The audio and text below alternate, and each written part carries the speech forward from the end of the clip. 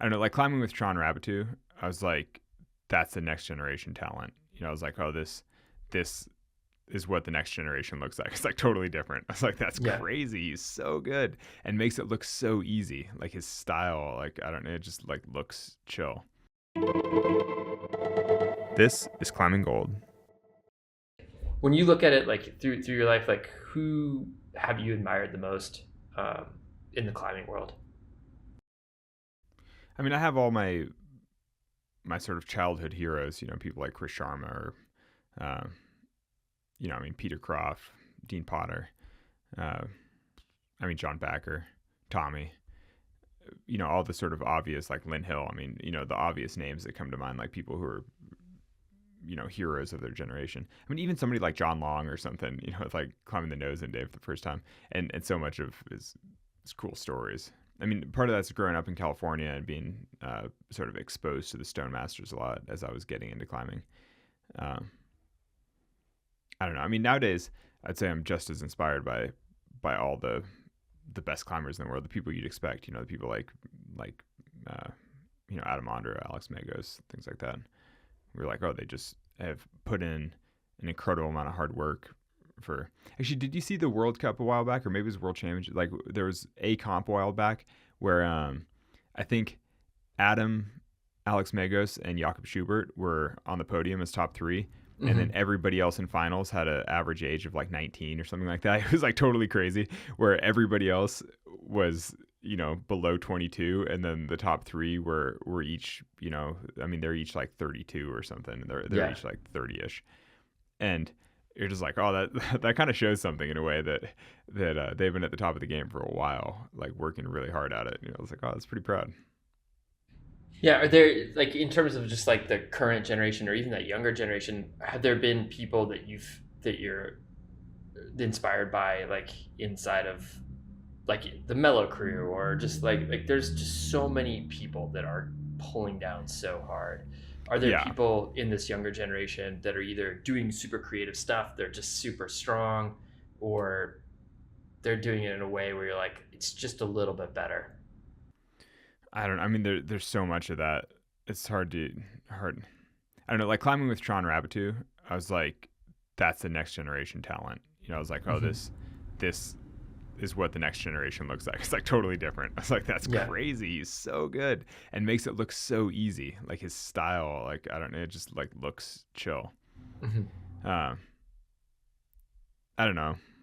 I mean, there are a lot of people like that. Like just on my home gym, I have a training board, and uh, these kids came over the other day, like Owen Whaley, who lives in Vegas, who's a really strong climber, and then his friend, who I think was named Brian, like just some random kid from Salt Lake, and and I told him that I'd been watching Jonathan Segrist and Ravioli Biceps, basically like two professional climbers climbing on the board and like sort of rapid firing V10s, like kind of chill.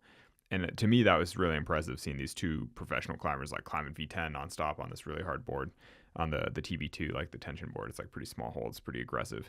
And so watching them, I was like, oh, that's incredible. So then these two kids show up, like Owen and I think Brian. I don't know his name. He's just some random kid. And and they were like, oh yeah, cool. So they put up a 10. They both did it. They were like, that's chill. And then I think they skipped 11 and put up a 12 and like maybe didn't do it, but like, oh, they could have done it in like 3 or 4 tries. And then they were sort of like, I wonder how hard the app goes. And they like put up a 13 and then tried it. And then I had to like go pick up my daughter or something. Basically, I stepped out for 20 minutes. And when I came back, the one guy who I think was Brian had like sent this V13 on the board. And it was the kind of thing where I was like, dude, I've been gone 20 minutes and you just climbed like the hardest thing on the board. Like it was so next level that I didn't even, I was like, man, like, is that where we are now? Like, is this the new standard? I was like, this is crazy. Like, in some ways, I think boards provide an opportunity to see someone's strength and sort of skill in a way that a commercial gym doesn't. Because like, if I'd seen that kid climbing in the gym, you'd be like, oh wow, he's really really good, but there wouldn't be hard enough problems to differentiate how much better he is than everybody else. Whereas with the board, he could just crank the difficulty as high as it goes and be like, yep, I can do that too. And you're like, god damn, that's that's just different. I was like, I just don't even get it. That's funny. It's like, yeah, in the time it takes you to get June from daycare, it's like he's just annihilated the entire like community's efforts on a board. That's Yeah, so yeah, good. he's like, yeah, he's climbed harder than I will ever climb in my life. I'm just like, that is so crazy. Like, come on. Brian from Salt Lake. Yeah, if you're Brian from if I don't remember if that was his name, because I only met him for like 30 minutes. I was like, basically, he just randomly came over with this friend of mine. I was like, oh, this random guy, and then I was like, damn, that kid's strong. Mhm. But if you're Brian from Salt Lake, but comment on the, Yeah. you know, Do you think we'll see like the next grade out there is 516, but which I think we'll see yeah, we'll probably obviously see that in the like next like not 5 years. yeah. And then but like is 517 possible? Do you think we'll see that in our lifetime? Ooh, that's a good question. I Like cuz there's some level where the holds just must get so small and the distance between them must get so far. I don't know.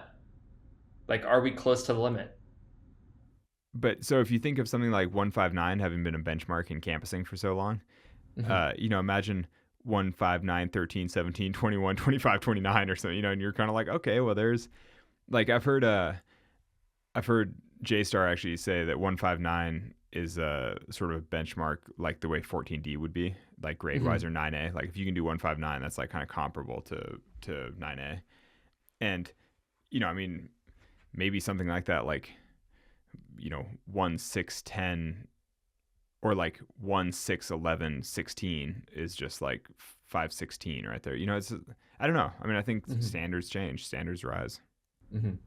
Yeah. I mean, the other day I was climbing with this kid Cam Horst, like Cameron Horst, Eric Horst's son, and and we were talking about campsing, and I was like, oh, can you do 159? And he was like, oh yeah, I do 1 6 10, and I was like, really? I think that's what he said, but it was Mhm. more than 159, and I was just like, that is a lot, and he's not even that tall or anything. Like he's not like a big guy. He's just incredibly powerful, Mhm. and he doesn't even represent the best climber in the world right now. It's not like that's the limit of human potential. He's just a really talented, strong kid. You're sort of like, man, yeah. I mean, people are definitely going to be climbing 516 within the decade.